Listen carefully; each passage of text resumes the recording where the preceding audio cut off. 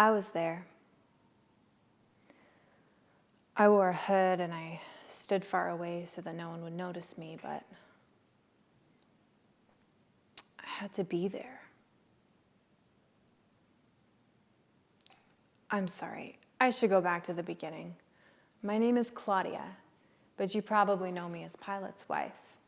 My husband had been sent to govern the province of Judea. And let's just say, it wasn't the most glamorous of assignments. I spent my days longing for the easy life we had back in Rome, for the Roman food, for the feasts and the shows and the company of other educated women. The people here were strange. They resisted our Roman customs at every turn. They chose to celebrate their own strange holidays according to a calendar I will never understand. Worst of all, they followed a strange religion, and they worshipped a single, invisible God. In time, though, I came to understand. My friend, Cassia, was married to a centurion who was stationed in Capernaum. They had lived in this region long enough to know the language and to learn the customs, and over time, they even came to worship the Jewish God. And her husband even paid for a Jewish synagogue out of his own accounts. So she told me one night over dinner about this Jewish teacher, a rabbi, they called him, who had the ability to perform miracles. And I told her I'd seen many magicians when we lived back in Rome, but she told me sternly, he's not a magician, he's something else. So she told me that this man had healed one of her servants as he lay on his deathbed, and that he did this only by speaking. He didn't even enter the house. He just spoke the word, and the servant was better. Who could believe in superstitions like these, right? Well, she told me I had to see for myself. And he was coming to Jerusalem the next day. So the next day, we went out to the city gates together.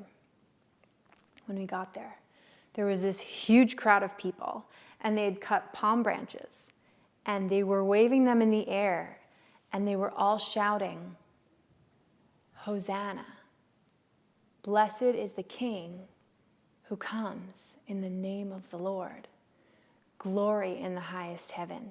These people were taking off their robes and they were laying them on the ground, making a path so that whoever was coming wouldn't have to step on the dusty ground. And I tried to step on my tiptoes to see who this was. Did my husband even know of this coming dignitary? Who was this king? And then, through the crowd, I saw him. He didn't look like any king I'd ever seen. Certainly nothing like the so-called King Herod, all pomp and glamour. This man was just so ordinary. He wasn't especially handsome. He looked as though he'd spent all of his time working out in the hot sun. And he smiled and he laughed and he sang with these children who were running alongside him. He was riding on a donkey, the sign of a king who comes into his city in a time of peace, coming in like he'd already fought and won many battles in days gone by, and there was no one left to challenge him. I spent the next 2 days following this man, trying to learn who he was. He was not an insurrectionist. At least I didn't think so. One night, he told the saddest story I have ever heard. It was about a vineyard owner who sent his son as a messenger to the farmers who tended the vineyard. And the farmers beat and killed his son. So he said that the owner would come in anger to destroy these farmers and to give the vineyard to other people. And I didn't know exactly what the story meant, but the way he told it made me feel like he was talking about himself, like maybe he was predicting his own death. But who would want to kill this kind, peaceful man? Then, early Thursday morning, I had a dream about Jesus. In this dream, I was following him through this garden, and he stopped and he sat with a group of children, and he was teaching them how to pray. And this woman stepped right in front of me, and she whispered in my face, "He suffered under Pontius Pilate, was crucified, died, and was buried." I turned and followed Jesus through the garden again.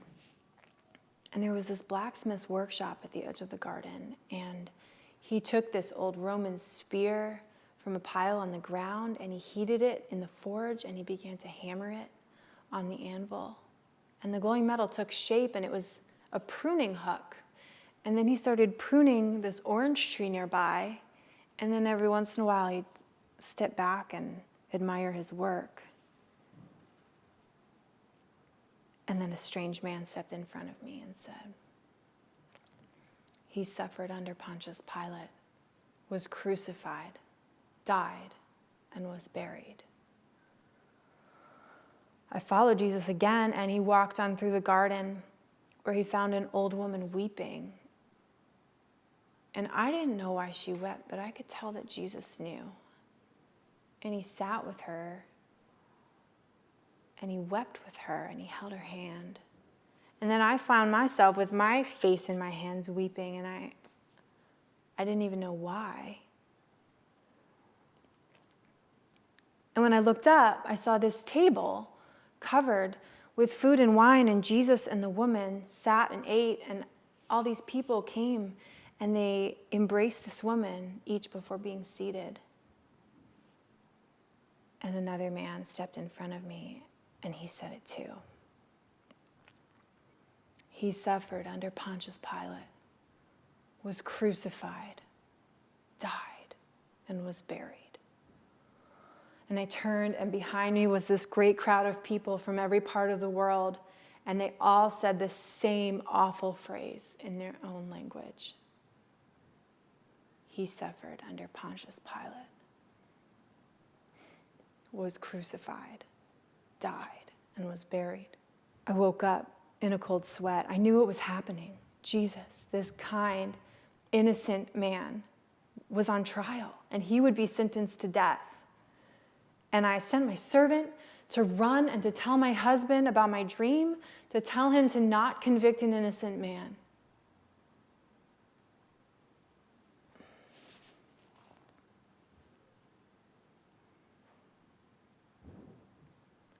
I know my husband has great respect for me, and I don't think he took my request lightly. But governing is complicated business, at least that's what he told me afterward. He sentenced Jesus to death by crucifixion at the request of the Jewish leaders. So I left. I left the governor's mansion, and I watched at a distance as my husband's orders were carried out, and a truly innocent man was sent to his death.